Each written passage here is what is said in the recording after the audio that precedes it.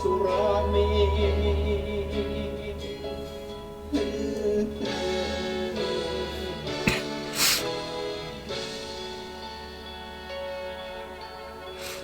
ศีลคือข้อห้ามธรรมคือข้อให้พุทธองค์ตรัสไว้ชี้ทางใจให้ภาคเพียรเบญจศีลเบญจธรรมท่องจำสมัยเราเป็นนักเรียนธรรมะไม่เคยแปรเปลี่ยนแต่เรายังจำได้มาทวงคำมั่นหมู่บ้านศีลห้าคือเป็นพันธะ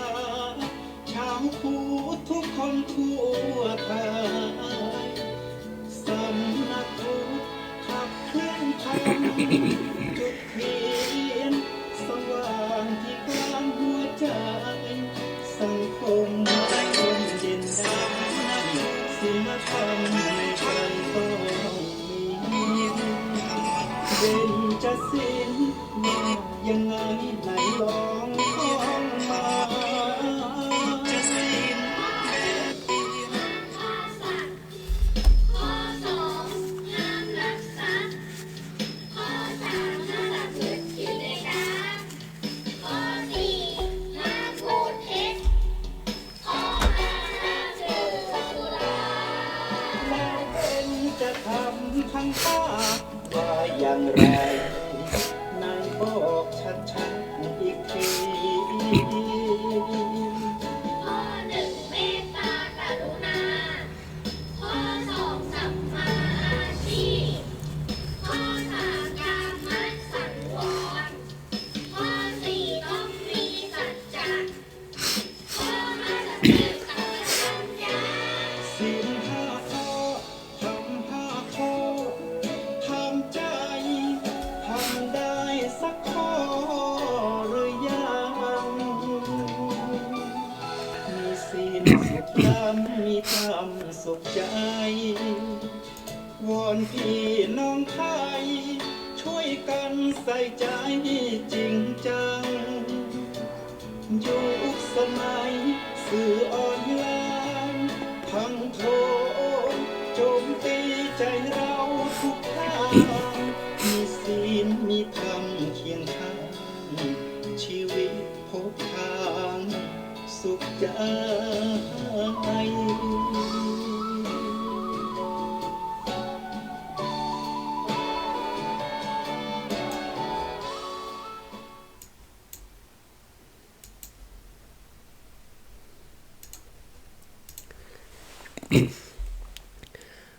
รุ่งอรุณเบิกฟ้าทั่วล่าแจ่มแสงพระธรรมแย้มเยือนถิ่นแผ่นดินเหนือชาวลำปางตื่นรับบุญจุนเจือธรรมะเอื้อเฟื้อเผื่อแผ่แก่กำมลหมุนคลื่นมา97เมกะเฮิรตซ์สิ่งประเสริฐเกิดข้ามหาผลธรรมยามเช้าขัดเกลาจิตใจคนสุขล้นพ้นทุกวันเสาร์จิตบรรเทาเมื่อแสงทองส่องนภาฟ้าสว่างหมอกจางๆพรมพลิ้วทั่วทิวเขาปลุกชีวาตื่นจากหลับระงับเบาคลายความเหงาด้วยธรรมะพระชินวรที่สวทลำปางทางอากาศธรรมศาสตร์ส่องใจให้คำสอนพระครูสิริธรรมบัณฑิตเอื้ออาทร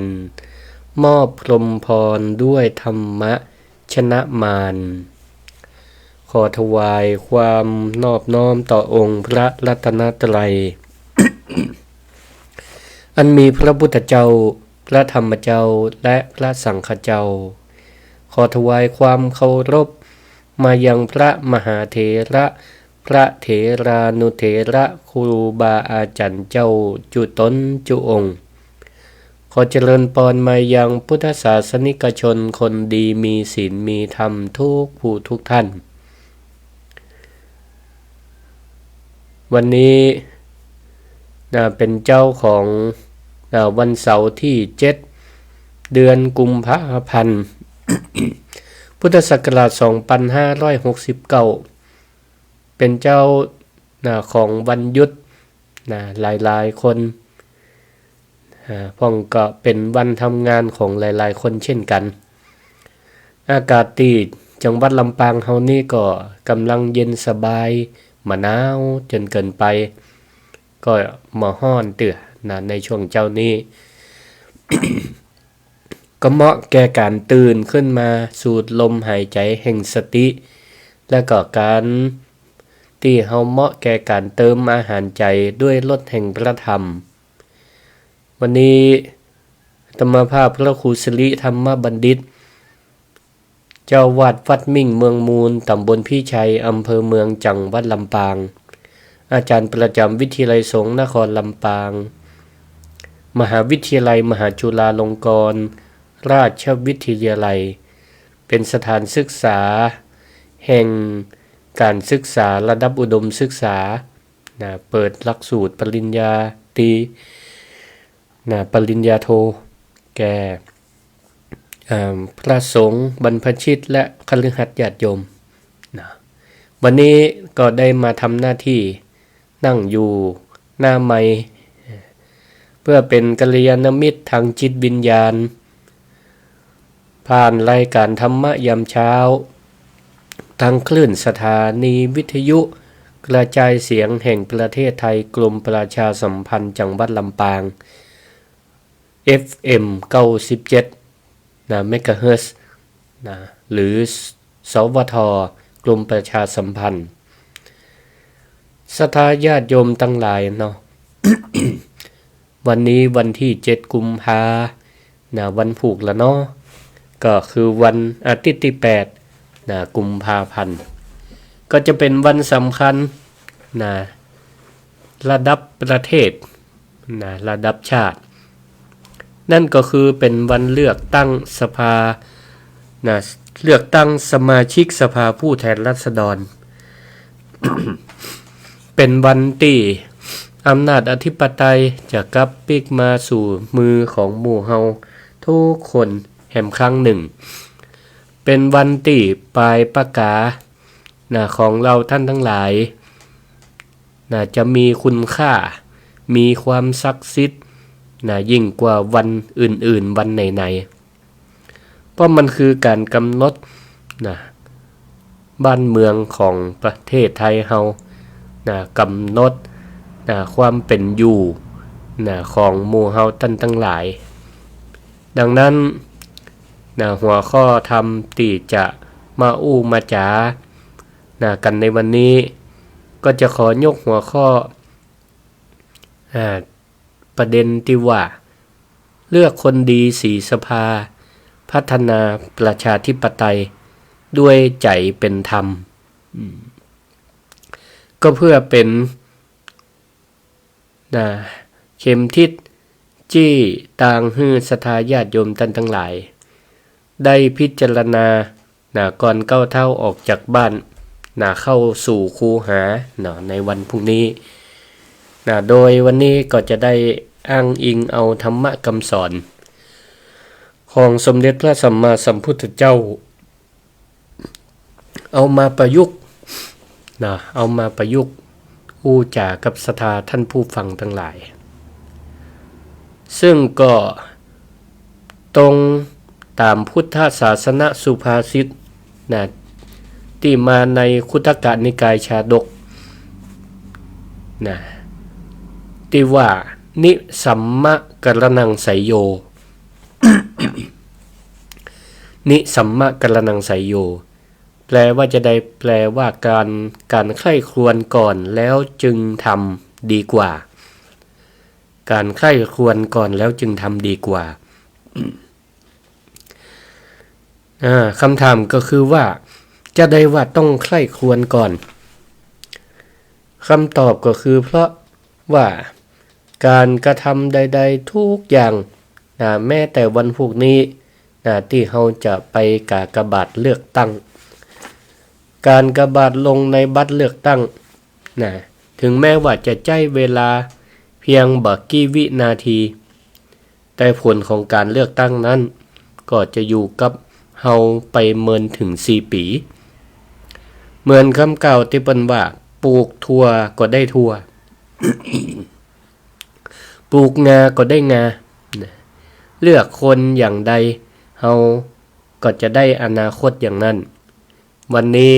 เฮาก็จะมาอู้กันสบายว่าในตังพระพุทธศาสนาเฮาก็มีแว่นขยายอย่างพ่องที่จะเอามาส่องหาคนดีเข้าสภาท่านสาธุชนคนฟังทั้งหลายการเลือกตั้งตามวิถีประชาธิปไตยนั้น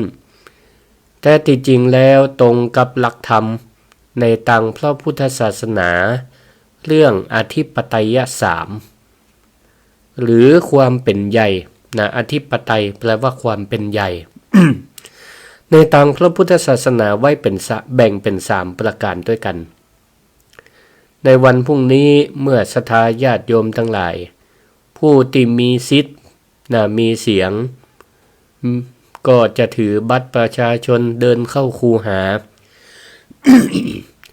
ศรัทธาญาติโยมทั้งหลายก็ต้องถามตัวเก่าว่าเฮานั้นกำลังใจอธิปไตยข้อไหนในข้อไหนใน3ข้อในการตัดสินใจข้อที่1คืออัตตาธิปไตยอัตตาแปลว่าถือตนอธิปไตยแปลว่าเป็นใหญ่อันนี้ ถ้าเฮาใจในตังติพิษคือเลือกเพราะความชอบส่วนตัวหรือเลือกเพราะเขาให้ประโยชน์แก่เขาเอาสตังค์ให้กะเขาเอาของมาแจกกะก็เลยเก่งใจยอมขายสิทธิ์ขายเสียงเพื่อแลกกับเงินกี่บาทอันนี้เรียกว่าหันแก่ตนจนลืมประโยชน์บ้านเมืองก็เป็นการใจอัตตาธิปไตยไปในทางที่ผิดส่วนประการที่2ก็คือโลกาธิปไตยโลกาธิปไตยแปลว่าการถือเอาเจ้าโลกเป็นใหญ่คือการเลือกตามกระแส ไผเข้าแห่ไปตังใดเปิ้นแห่ชื่นชอบไปตังใดก็ไปตังนั่นโดยเปิ้นบ่ได้ศึกษาหาข้อมูลฟังแต่เขาเล่าว่าดูแต่ในโซเชียลมีเดียดูตามในสื่อต่างๆไหลไปตามน้ำกลัวว่าจะตกเทรนด์ อันนี้เรียกว่าถือกระแสของเจ้าโลกเป็นใหญ่บ่มีจุดยืนเป็นของตัวเองส่วนข้อที่3อันนี้สำคัญที่สุดชื่อว่าธรรมาธิปไตยธรรมาธิปไตยแปลว่าการยึดถือเอาธรรมะเป็นใหญ่ก็คือสิ่งที่อาตมาก็อยากจะเน้นย้ำธรรมาธิปไตยคือการถือความถูกต้องเป็นธรรมถือเอาตามเหตุตามผลถือเอาประโยชน์สุขของส่วนรวมเป็นที่ตั้งการใจธรรมาธิปไตยในการเลือกตั้งก็คือการมองข้ามปัจจัยภายนอกการมองข้ามเงินทองมองข้ามความสนิทสนมส่วนตัวก็ดีแต่เฮาพิจารณาว่าไผคือคนที่มีความรู้กู้คุณธรรมไผคือคนที่เข้ามาแล้วจะช่วยแก้ไขปัญหาฮือเจ้าไทยฮือคนในไทยและเจ้าลำปางเฮาฮือประเทศไทยนั้นได้แต่ได้จริงอันนี้คือการเลือกด้วยปัญญาศรัทธาญาติโยมทั้งหลายลองพิจารณาดูว่าธรรมะนั้นบ่ได้อยู่ที่วัดวันพรุ่งนี้ธรรมะอยู่ปลายปากกาของศรัทธาญาติโยมทั้งหลาย ถ้าเฮากะคะแนนด้วยความโลภด้วยอยากจะได้ผลประโยชน์อยากได้เงินได้ทองอันนั้นก็หมายความว่าความบโลภหรืออโลภะมันก็หนีไปจากใจเฮาบ่อยู่ตัวละแต่ถ้าเฮากะด้วยความโกรธความเกลียดจังแหมฝ่ายจึงเลือกประชดแหมฝ่ายอันนั้นคืออโทสะความบ่โกรธมันก็หายไปจากจิตจากใจเฮาความโกรธก็เข้ามาอยู่แทนถ้าเฮากะด้วยความหลง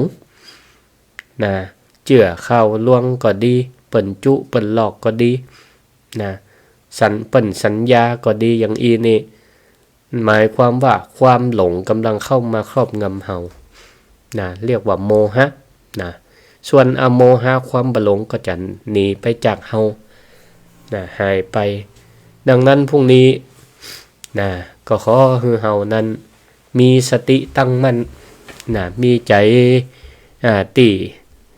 ปราศจากอคติความลำเอียง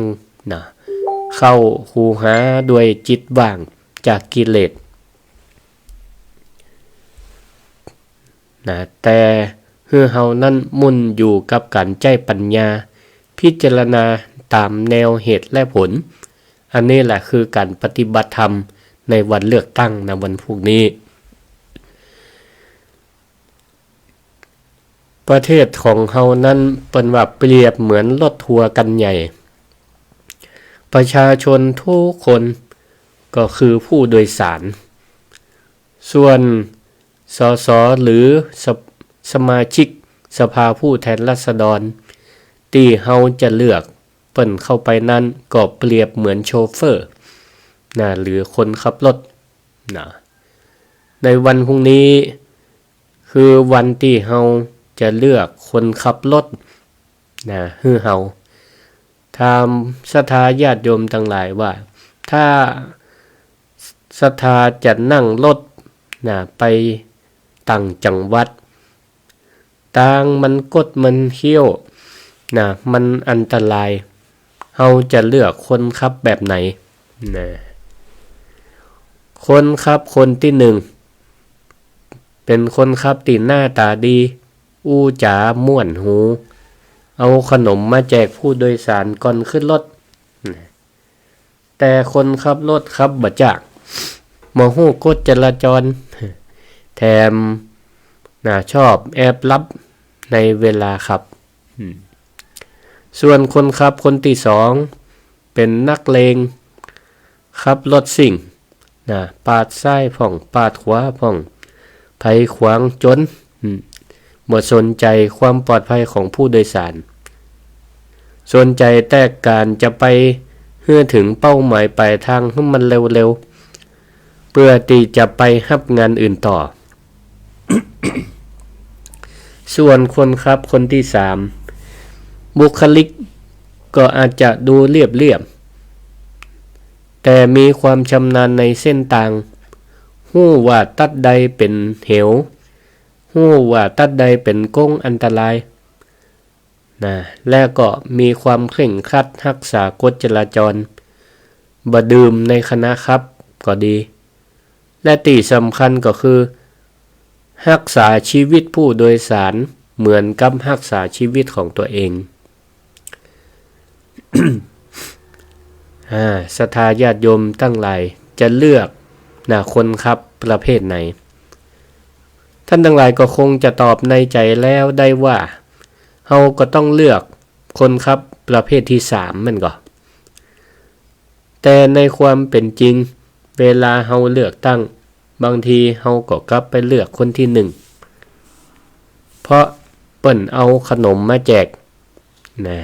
หรือชื่อเสียงนั่นเองหรือเฮาเลือกคนที่2เพราะว่า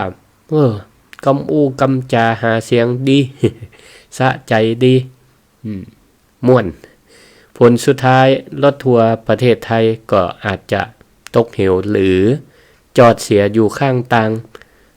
ไปบ่ถึงจุดหมายปลายทางก็ได้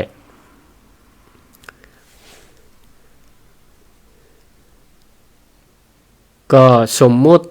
ว่าในใจของศรัทธาญาติโยมนะมีที่ปรึกษาอยู่2 คน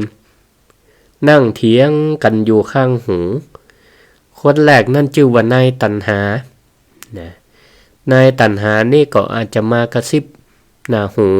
ข้างๆเฮาว่าเลือกเบอร์นี้เตอะเปิ้นอาจจะใจายให้เฮานักก็ได้นะสตังค์ที่ได้มาเฮาก็อาจจะเอาไปซื้อของที่เฮาอยากกินอยากได้ซื้อกับข้าวกับปลาซื้อของกินของใจนะ ใครจะเป็นจะได้ก็จ้างมันเถอะเฮาได้เงินไว้ก่อนคนที่2ชื่อนายปัญญานายปัญญานี่ก็อาจจะมากระซิบบอกเฮาว่าโอ้หมอกเงินบักกี่ร้อยกี่พันกินได้นะบักกี่มื้อก็หมดก็เสี่ยงแต่ถ้าเฮาได้คนคนโคตรคนโกงคนบ่สุจริตเปิ้นก็จะเข้าไปก็จะไปช่อไปโกงประเทศชาติบ้านเมืองกาโกงโครงการนั่นโน่นนี่ก็ปาฮื้อบ้านเมืองนี่บ่เจริญก้าวหน้าลูกหลานก็จะบ่ได้รับสวัสดิการดีๆอาจจะบ่ได้เรียนหนังสือดีๆเศรษฐกิจบ้านเฮาก็แทนที่จะเจริญรุ่งเรืองก้าวหน้าพัฒนาก็จะลดน้อยถอยลงเฮาก็อาจจะเหมือนเดิมบ่เป็นประเทศที่พัฒนาสักเตื้อเฮาก็อย่าหันแก่เงินแก่ทองซึ่งเป็นของเล็กน้อยนี่อันนี้เฮาอาจจะมี ที่ปรึกษาอยู่2 คนวันพรุ่งนี้คอยแนะนำเฮาอยู่ข้างหูวันพรุ่งนี้ศรัทธาญาติโยมทั้งหลายก็ลองตัดสินใจต้องตัดสินใจว่าเฮาจะเชื่อนายตัณหาหรือนายปัญญา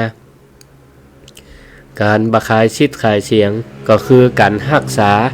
เกียรติยศของความเป็นมนุษย์เงินซื้อเข้าของได้แต่ซื้อศักดิ์ศรีของเฮาบ่ได้นี่อันนี้ถ้าเฮายึดหลักเชื่อนายปัญญาเข้าไว้ในอดีตการมีปอก้าล่อปอก้าเกวียน2 คนปาเอากล่องคาราวานเกวียน500 เล่มข้ามทะเลทรายตีกันดานปอก้าคนแรกนั้นเป็นคนโง่เขลาหูเบาเจื่อคนง่ายส่วนปอคักก้าคนที่2นั่นก็เป็นบัณฑิตมีสติมีปัญญามีความพินิจพิเคราะห์ปอก้าคนแรกออกเดินทางก่อนพอไปถึงกลางทะเลทรายก็ปะหมู่ยักษ์ปอมตัวเข้ามา เดินมาร่วมเป็นคนเดินทางมีสภาพเปี้ยทำทีว่าข้างหน้านั่นฝนตกมีน้ำตาอุดมสมบูรณ์มาจู้บอกว่าท่านทั้งหลายเทน้ำติบรรทุกมาเหียจะได้วิ่งล่อไปแบบเบาๆเดินทางได้เร็วปอก้าหมู่นั่นก็เชื่อกำลวงของยักษ์หมู่ก็ปอก้าคนชุดแรกคนแรกก็เชื่อกำของยักษ์สั่งบริวารเทน้ำทิ้งหมดเลยหวังว่าจะไปเอาน้ำบ่อหน้าผลปรากฏว่าตั้งหน้าบ่มีฝนสักเม็ด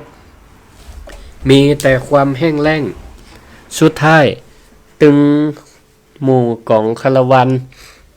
ปอก้าทั้งหลายก็หมดแหงและก็ถูกยักษ์จับกินเป็นอาหารตายไปตึงหมดตึงหมู่ต่อมาก็มีเห็นคณะหนึ่งปอก้าผู้เป็นบัณฑิตเดินทางมาถึงจุดเดียวกัน โมยักษ์พวกเดิมก็มาจุมาหลอกด้วยมุกเก่าๆว่าท่านทั้งหลายเทน้ำขว้างเตอะตั้งหน้าฝนมันตกแต่หมู่พ่อกล้าบัณฑิตมาไข้ควรพิจารณาตามหลักทำคำสอนพระพุทธเจ้าตีว่าตะกี้นิสัมมะกัลนังไสโยพิจารณาก่อนแล้วจึงทำดีกว่าเปิ้นก็เลยสังเกตพอไปตั้งหน้าพิจารณาบริบทรอบข้างบ่าถ้ามันมีฝนมันก็ต้องมีลมปัดมากะต้องมีเมฆต้องมีกลิ่นไอดินพ่องแต่อันนี้บ่มีเลยอากาศก็ร้อนลมก็บ่มีหมู่รอยเท้านี่ก็ดูแปลกๆเปิ้นจังสังเกตสังกาก็เลยฮู้ทันทีว่าเป็นกลลวงก็เลยห้ามบริวารทั้งหลายว่าบ่ดีเทน้ำหน้าขว้างเน้อและเดินทางต่อไปด้วยความระมัดระวังจนข้ามทะเลทรายได้สำเร็จรอดชีวิตและก็นำกำไรกลับมาสู่บ้านสู่เมืองได้นิทานเรื่องนี้สอนให้เราได้รู้ว่าในการเลือกตั้งก็เหมือนกับการเดินทางข้ามทะเลทรายจะมียักษ์ที่แปลงกายมาในรูปแบบของข่าวลวงที่เปิ้นว่าเฟกนิวมาในรูปแบบการให้ความหวังว่านโยบายขายฝันก็ดีอาจจะทำบ่ได้จริงหรือการใส่ไล่ป้ายสีถ้าเฮาเป็นเหมือนปอกก้าคนแรกหูเบาเป็นก็เชื่อข่าวลือบ่ได้ตรวจสอบข้อมูลเฮาก็จะปากันตกเหวลงเหวกันได้แต่ถ้าเฮาเป็นเหมือนปอกก้าบัณฑิตใจสติปัญญาตรวจสอบประวัติคนที่จะเลือกดูผลงานในอดีตดูสิ่งที่เปิ้นทำว่าทำจริงไหมมีความจริงใจต่อผลประโยชน์ของประชาชนและประเทศชาติก่อนเมื่อเชื่อในกรรมหวานเฮาก็จะพาประเทศชาตินั้นพ้นภัยได้มีแต่ความเจริญรุ่งเรืองได้ดังนั้นวันพรุ่งนี้จงเป็นผู้มีปัญญาอย่าเป็นเหยื่อยักษ์ที่จะมาจุมาหลอกเอาขอคะแนนเฮาศรัทธาญาติโยมท่านสาธุชนทั้งหลายธรรมะที่ได้บรรยายมาทั้งหมดนี้ก็เป็นบ่ใช่เป็นเรื่องไกลตัวแต่เป็นสิ่งที่ท่านสามารถนำมาประยุกต์ใจได้ทันทีในวันเลือกตั้งที่จะถึงนี้ประการที่1ก่อนวันเลือกตั้งก็ให้เฮาใช้เวลาศึกษาข้อมูลของผู้จะสมัครแต่ละคนและก็ภาคการเมืองอย่างมีสติมีปัญญาอย่าเพิ่งด่วนใจเชื่อเพียงเพราะข้อมูลที่บิดเบือนก็ดีพิจารณาจากหลายๆอย่างบ่ว่าจะเป็นผลงานในอดีตหรือนโยบายที่มันจะเป็นจริงได้จับต้องได้และที่สำคัญความซื่อสัตย์ความจริงใจเป็นต้นประการที่2ในวันพรุ่งนี้เฮาก็ทำจิตใจให้มันผ่องใสตื่นแต่เจ้าไปใจสิทธิ์ด้วยความเบิกบานใจคือเฮาพิจารณาหันความสำคัญว่า1สิทธิ์1เสียงของเฮานั่นก็ถือว่าเป็น1สิทธิ์1เสียงที่ในการกำหนดชะตาบ้านเมืองของเฮาได้เป็น1สิทธิ์1เสียงที่มีคุณค่ามีความหมายระลึกอยู่เสมอว่าเฮานั้นกำลังทำหน้าที่ของพลเมืองที่ดีเ พื่อเป็นการปูชาคุณของแผ่นดินไทยเฮาการกาบัตรแต่ละครั้งก็คือการสร้างมงคลให้แก่ประเทศชาติประการที่3หลังวันเลือกตั้งบ่ว่าผลจะออกมาเป็นจะใดก็ขอให้เฮาท่านทั้งหลายวางใจเป็นอุเบกขาบ่ยินดีบ่ยินร้ายขอให้เฮายอมรับในเสียงส่วนใหญ่ของประชาชนและร่วมกันติดตามตรวจสอบการทำงานของผู้ที่ได้รับเลือกตั้งต่อไปเพื่อให้หมู่เปิ้นทั้งหลายได้ทำหน้าที่อย่างเต็มความสามารถและก็อยู่ในร่องในรอยของกฎหมายและศีลธรรมการเลือกตั้งนั้นเป็นเพียงจุดเริ่มต้นของกระบวนการประชาธิปไตยแต่การสร้างประชาธิปไตยที่ใสสะอาดแล้วก็ยั่งยืนนั้นต้องอาศัยความร่วมมือความร่วมใจจากหมู่เฮาทุกท่านทุกคนในการทำหน้าที่พลเมืองที่ดีอย่างต่อเนื่องเพราะฉะนั้นในวันพรุ่งนี้วันที่8กุมภาพันธ์1เฮาต้องตื่นเจ้ามาทำจิตใจให้ผ่องใส2เตรียมบัตรประชาชนให้พร้อม3ปฏิเสธการซื้อสิทธิ์ขายเสียงทุกรูปแบบถ้าไผเอาเงินมาให้ก็บอกเปิ้นไปว่าเงินของท่านบ่สามารถซื้อวิญญาณเสรีชนของข้าพเจ้าได้4เข้าคูหากากบาทก็เลือกเอาคนดีเลือกพรรคที่เฮาท่านทั้งหลายพิจารณาแล้วหันว่านโยบายนั้นเป็นนโยบายที่เป็นประโยชน์ต่อส่วนรวมบ่ใช่ต่อไผคนใดคนหนึ่งนี่เพราะฉะนั้นเวลาเฮาจะเลือกตั้งในวันพรุ่งนี้ก็คือเลือกตั้งตามแนววิถีพุทธตามแนววิถีพุทธดูที่งานหลักพิจารณาสั้นๆง่ายๆดูที่งานอ่านที่คนยนต์ที่ท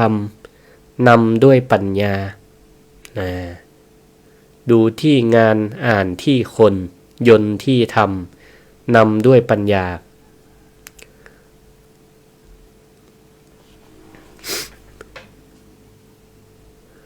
ดูที่งานนั้น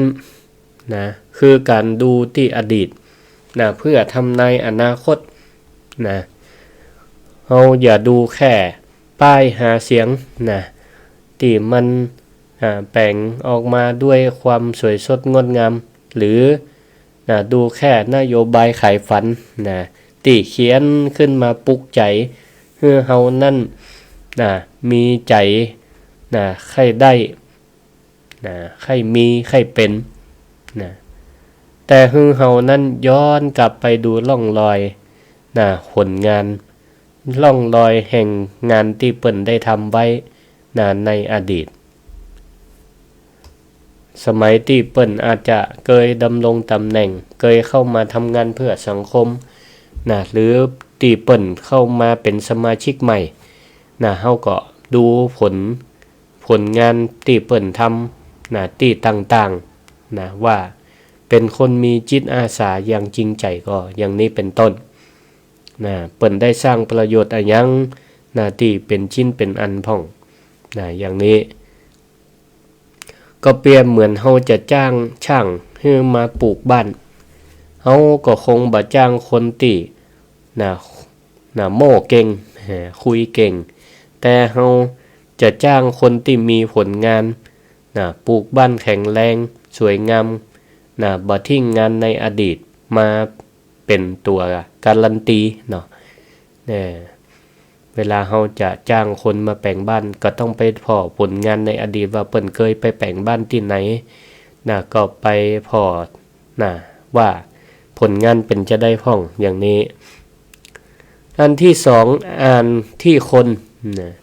อ่านที่คนก็คือการดูนิสัยและดูความเข้าถึงง่ายนะดูความเข้าถึงง่ายคำว่าอ่านก็คือต้องอ่านให้ทะลุหน้าตาทะลุเปลือกนอกเข้าไปจนถึงในความเป็นมนุษย์ของเปิ้นเป็นคนจะได้ถือเนื้อถือตัวหรือไม่ก่อนเลือกตั้งอย่างหนึ่งหลังแหมอย่างหนึ่งเข้าถึงยากก่อเป็นคนติดดินเหมือนเจ้าบ้านเจ้าจองเฮาหรือไม่ก็ต้องดูความเสมอต้นเสมอปลายอย่างนี้เป็นต้นเวลามีการมีงานเปิ่นไปช่วยเหลือเกื้อกูลหรือไม่โดยบ่ได้เลือกบ่ได้แบ่งจันวรรณะอันนี้ก็เปรียบเหมือนกับเฮาเลือกคู่ครอง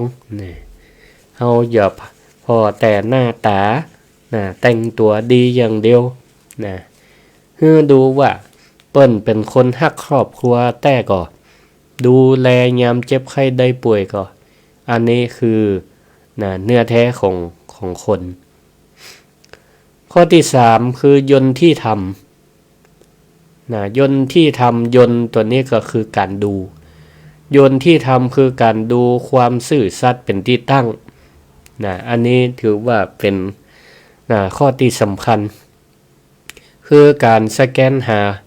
ภูมิคุ้มกันการทุจริตคอร์รัปชันในตัวเขาคนนั้นเขาเป็นคนมือสะอาดหรือไม่มีประวัติดังพ้อยเรื่องทุจริตคอร์รัปชันก็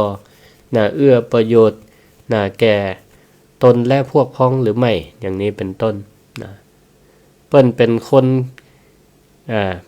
นเก่งเป็นคนกว้างขวางหรือไม่เป็นคนเก่งแต่โกงก็อันนี้ก็บ่ท่าเพราะจะใจความเก่งและความกว้างขวางนั้นเบียดบังเอาผลประโยชน์เข้าตัวเองก็เปรียบเหมือนกับยาพิษที่เคลือบน้ำตาลรูปแบบรูปลักษณ์ภายนอกอาจจะดูหวานดีมีบุคลิกดีแต่ภายในนั่นก็เป็นพิษร้ายมีความทุจริตแอบแฝงถ้าเลือกเข้าไปแล้วก็เหมือนกับเฮากินยาพิษเข้าไปทำร้ายร่างกายตัวเก่าส่วนข้อที่4คือนำด้วยปัญญาก็คือการใช้สติในการตัดสินใจด้วยตัวของเฮาเองเฮาก็เอาข้อมูลข้อที่1ข้อที่2ข้อที่3ก็คือดูที่งานอ่านที่คนยนต์ที่ทำเอามารวมกันมาประมวลผลแล้วก็ตัดสินใจอย่างอิสระตัดอคติก็คือความลำเอียง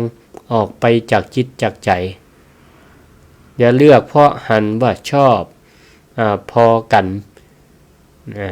หันว่าบ่ชอบแหมคนหนึ่งแหมฝ่ายหนึ่งหรือเฮานั้นตัดเรื่องมิตรสินจ้างความโลภออกไปเห็นแก่เพราะเงินเล็กน้อยเฮาก็ต้องหันถึงผลประโยชน์ส่วนรวมต้องบ่มีผลต่อการตัดสินใจมาเอาเงินเหล่านี้มาเป็นเครื่องตัดสินใจใจเหตุผลของตัวเก่าให้นักกากบาทด้วยการตัดสินใจของเฮาเองด้วยความรับผิดชอบต่ออนาคตของตัวเฮาเองก็เปรียบเหมือนกับผู้พิพากษาที่เปิ้นนั่งอยู่บนบัลลังก์ก่อนจะตัดสินคดีก็ต้องฟังหลักฐานต้องฟังหลักฐานให้ครบถ้วนบ่จะตัดสินตามเสียงเชียร์หรือสินบนแต่เฮาตัดสินด้วยความยุติธรรม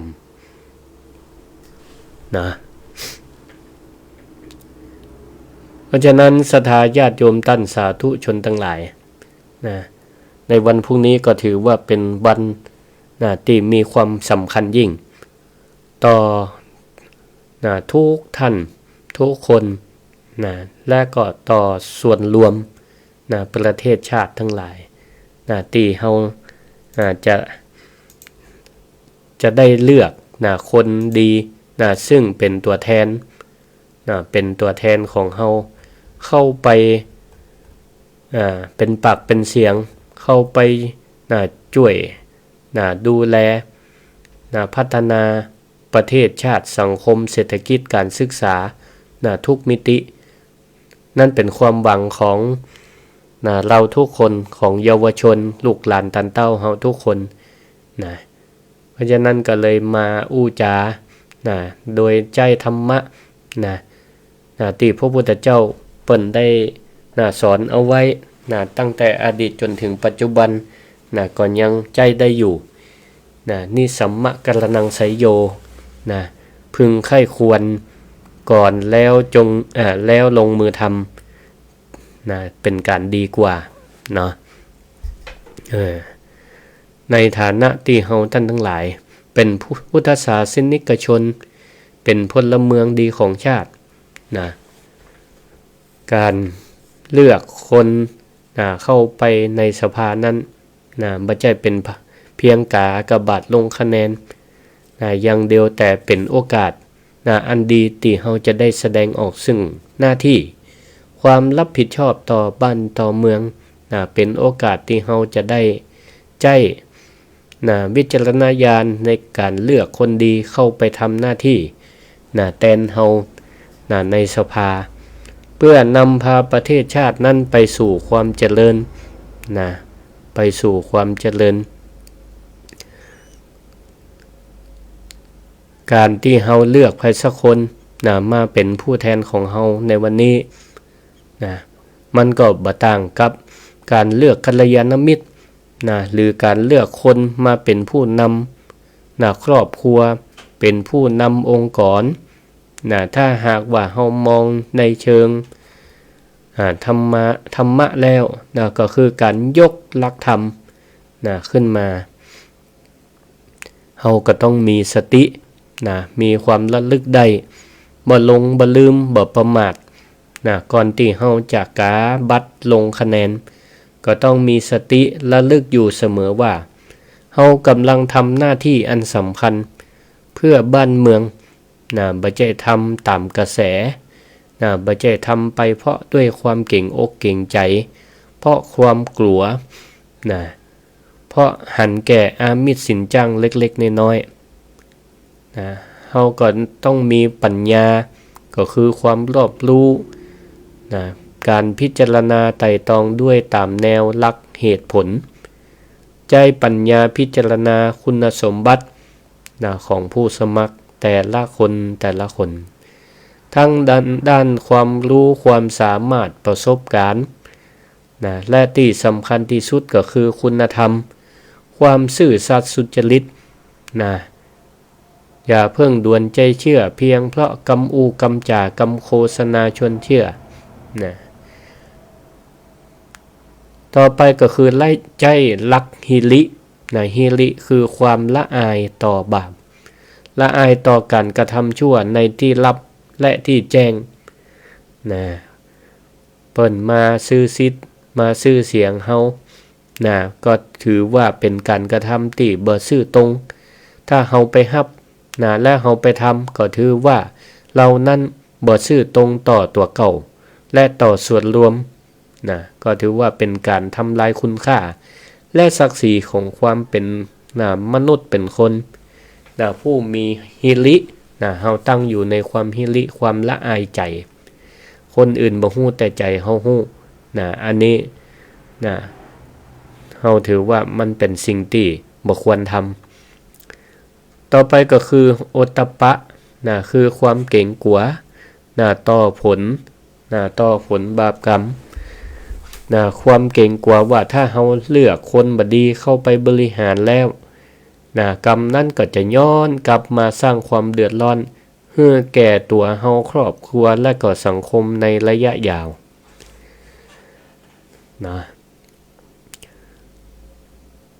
เฮาท่านทั้งหลาย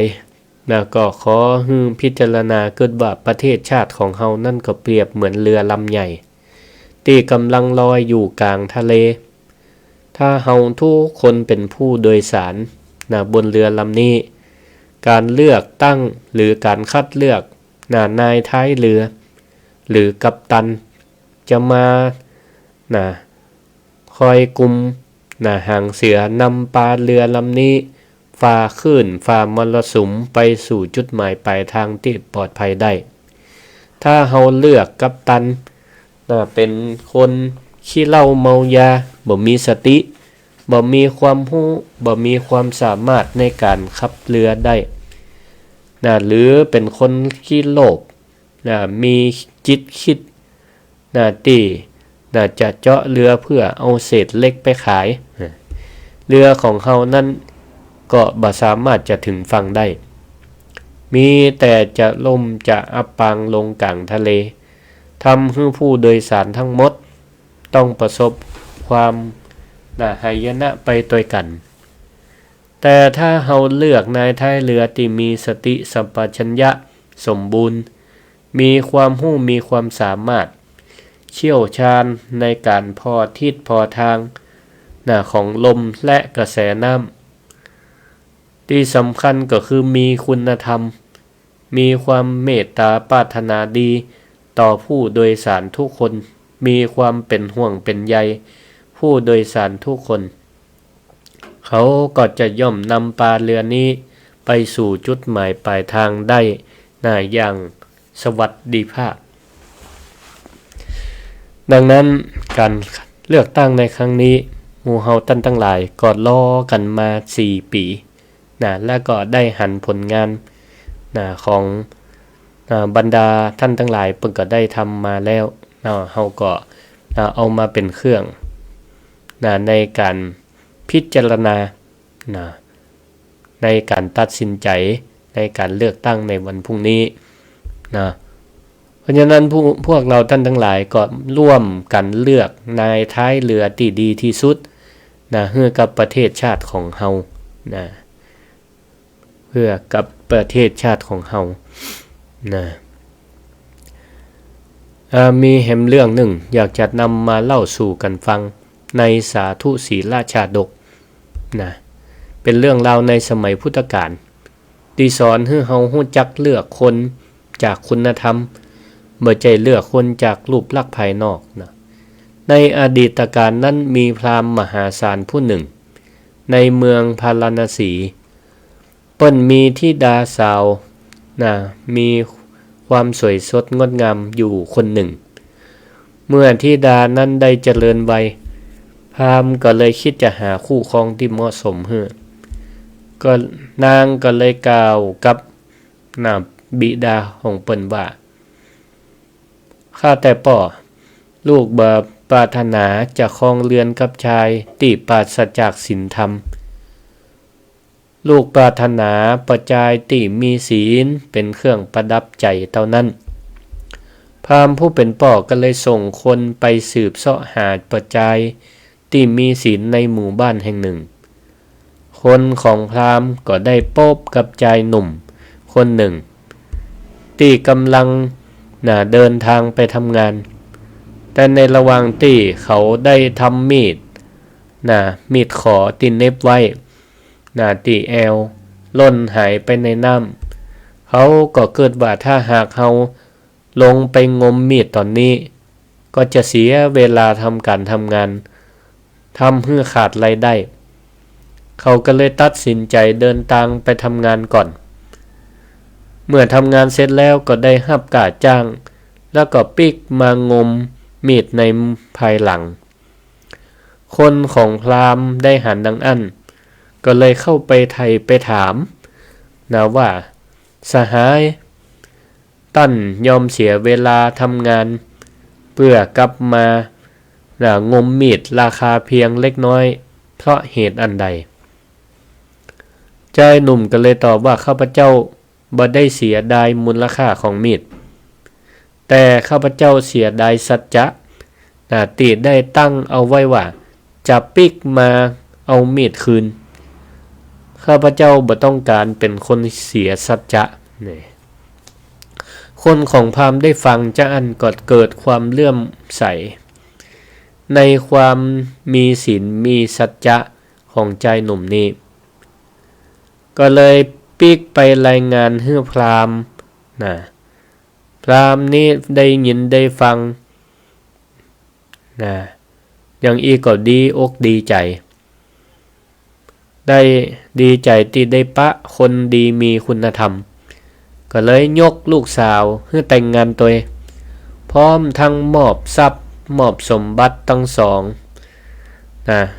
ให้ได้สร้างเนื้อสร้างตัวนิทานเรื่องนี้ก็สอนให้เรานั้นได้รู้ว่าการเลือกคนนั้นก็ต้องดูลึกถึงคุณธรรมภายในใจคือศีลและสัจจะบ่ใช่ดูเพียงรูปสมบัติหรือทรัพย์สมบัติภายนอกฉันใดการเลือกผู้แทนก็เหมือนกันเราก็ต้องพิจารณาเลือกคนที่ยึดมั่นในคุณธรรมความดีมีความซื่อสัตย์สุจริตเป็นที่ตั้งหันประโยชน์ของบ้านเมืองเป็นที่ตั้งและก็จะสามารถไว้ใจให้บริหารบ้านเมืองได้นี่ศรัทธาญาติโยมท่านสาธุชนทั้งหลายก็ฝากธรรมะเล็กๆน้อยๆที่เอาไปประยุกต์ใช้เกี่ยวกับการเลือกตั้งในวันพรุ่งนี้ก็ถือว่าเป็นวันที่สำคัญที่เฮาท่านทั้งหลายรอคอยกันรอคอยกันมาเหมือนเรามาถึงใต้รายการละศรัทธาท่านสาธุชนทั้งหลายก็มีข่าวงานบุญประชาสัมพันธ์วันนี้วันที่7เดือนกุมภาพันธ์พุทธศักราช2569ที่จังหวัดลำปางเฮานั้นก็มีงานบุญใหญ่การทรงสการประชุมเพลิงศพพระมหาเถระที่มีอายุพรรษาการถึง92ปีก็คืองานประชุมเพลิงศพสลายร่างของที่เฮาฮู้จักกันว่าหลวงปู่ครูบาบุญมาสุภัทโธหรือมีราชทินนามตามสมณศักดิ์ว่าพระครูมงคลปุญญาคมอดีตเจ้าอาวาสวัดสันกลางหรือวัดกูมอนตำบลบ่อแห้วอำเภอเมืองจังหวัดลำปาง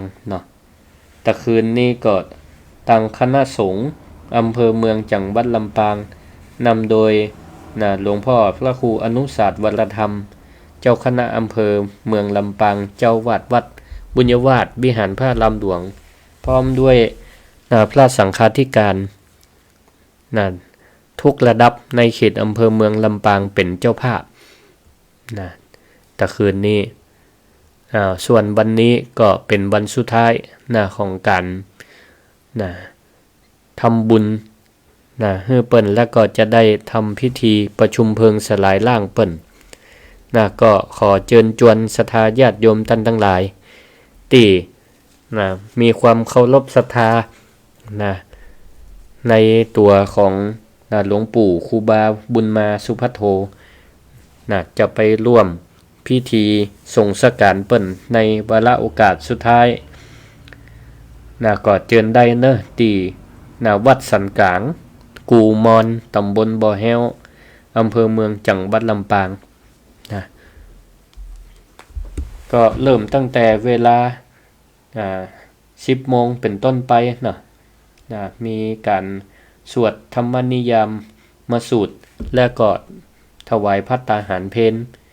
แล้วก็พิธีพิจารณาผ้าบางสกุลในตอนบ่ายแล้วก็เผาแต้นั่นในตอนค่ำก็แต่คืนนี้ก็ได้สอบถามตั้งท่านอาจารย์พระครูโสพลวิรบัณฑิตผู้ช่วยศาสตราจารย์ดร.ในฐานะเป็นเจ้าคณะตำบลในเขต นะเปิ้นก็ว่าจะมีพิธีนะประชุมเพลิงนะในเวลานะตอนค่ำนะศรัทธาญาติโยมท่านทั้งหลายนะก็ไปร่วมนะทำบุญนะกันได้ก่อนที่จะถึงวันเลือกตั้งในวันพรุ่งนี้นะวันนี้นะก็ได้ได้จานะได้นำธรรมะนะที่อันจะเกี่ยวข้องเกี่ยวกับการตัดสินใจนะในวันนะกากบาทเลือกตั้งนะตัวแทนสมาชิกสภาผู้แทนราษฎรนะในวันพรุ่งนี้นะก่อนที่เราจะเลือกเราก็ใจสติใจปัญญาใจความคิดนะวิจารณญาณของเราด้วยตัวเองนะแล้วก็ในคณะที่กากบาทเราก็มีลงคะแนนเราก็มีสตินะมีสตินะมีปัญญาของเรานะขออนุญาตนะรับสายญาติโยมกันเจริญปอนเจ้าไว้สาเจ้าทำเจริญปอนแม่พิสมัยเนาะบ้านนางแลฟังแต่เจ้าเนาะสาธุเฮ้ยดีแฟนเราฟังในปัญญาก่อนเนาะเนี่ยครบในปัญญาเข้าไว้เนอะสาธุอนุโมทนาติดตามรับฟังเนาะแต่คืนก็ไปงานศพกับปะกันอยู่เนาะสาธุเจริญปอนอยู่ดีมีสุขอันนี้ก็ศรัทธาติเปิ่นติดตามรับฟังนะรายการธรรมะยามเช้านะก็สามารถติดตามรับฟังกันได้ทุกวันทางคลื่นสถานีวิทยุสวทลำปาง FM 97.0 เมกะเฮิรตซ์นะแล้วก็สามารถติดตามรับฟังทาง Facebook Live นะของสวทกรมประชาสัมพันธ์จังหวัดลำปางนะก็สามารถติดตามรับชมรับฟังได้ขออนุโมทนากับท่านผู้อำนวยการสถานีวิทยุและก็เจ้าหน้าที่ที่เปิ้นคอยควบคุมเสียงที่ทำให้เสียงของอาตมานั้นไปสู่ศรัทธาญาติโยมคนฟังทั้งหลายทุกที่ทุกทางในนี้ก็มีคนติดตามทาง Facebook Live ก็หลายผู้หลายท่านอนุโมทนาอันนี้ของ Facebook Live ของสวทมีโยมสมสายโยมกัญญาโยมพิสมัยศรีเทพธรรมลงโยมสมัครโยมจันฟองโยมสมพรทิพุนโยมทิวาวันโยมเอราวันโยมอาลีโยมสง่าเป็นต้นอนุโมทนาขอบคุณทุกท่านที่ติดตามรับชมรับฟังส่วนเห็นช่องทางหนึ่งก็ทาง Facebook Live ของอาตมาเองก็คือพานุวัฒน์แสนคำนี่นะก็มีโยมสีบานฟูพันโยมเพ็ญศรีสุทธะอันนี้ก็ฟังประจำโยมเพ็ญกาฟังโยมสีทรเปรมจิตโยมสลินทิพย์บุญเลิศโยมสลินทิพย์บุญเลิศโยมเพ็ญศรีสิงห์สิริก็ติดตามรับฟังโยมปวิลิสาภวะภูตานนท์โยมชุติการรอดพยัญโยมบุญเทียมจันเครือโยมสง่าลุ่มแม่น้ำวังอันนี้ฟังถึง2ตีถึง Facebook Live ทั้งของสถานีวิทยุตัวของอาตมาตัวก็ขออนุโมทนาขอบคุณทุกท่านทุกคนและก็วันนี้ได้จากันมาพอสมควรละ1 ชั่วโมงก่อนที่จะจากกันในวันนี้ก็ขอฝากบทกลอนไว้กับศรัทธาญาติโยมทั้งหลายที่เกี่ยวข้องกับการบรรยายในวันนี้ว่า8 กุมภาถึงเวลาเข้าคูหาเลือกคนกล้าคนเก่งเคร่งวิสัยอย่ายอมให้เงินตรามาจูงใจ ประชาธิปไตยจะงดงามตามคันลองคนซื้อสิทธิ์คือคนผิดคิดชั่วช้าคนขายเสียงทำชีวิตจิตเศร้าหมองทำลายชาติทำลายเมืองเรื่องก่ายกองช่วยประคองเลือกคนดีศรีสภานะก็ช่วงท้ายที่สุดนะของรายการนี้ก็ขอปันสินปันปอนคือศรัทธาคนฟังติดตามรับฟังรายการธรรมะยามเช้าตั้งคลื่นสถานีวิทยุกรมประชาสัมพันธ์จังหวัดลำปางหรือสวทลำปางกรมประชาสัมพันธ์ FM 97เมกะเฮิรตซ์และก็เครือข่ายบางพ่องเปิ่นก็ได้ฟัง Facebook ไลฟ์ของอัตมาภาพประกอบก็สัญญาณนำไปสู่ท่านผู้ฟังบัดเดี๋ยวนี้การสื่อสารนี้ไปเร็วไปไกลแล้วก็ไปกว้างก็มาได้จำกัดพรมแดนอยู่ที่ไหนก็ฟังกันได้อยู่ต่างประเทศก็ฟังกันได้ละก็ขออำนวยอวยพรให้ศรัทธาญาติโยมทั้งหลายจงเป็นผู้มีความสุขความเจริญก้าวหน้าสมปรารถนาเหมือนกันทุกท่านทุกคนเทอญ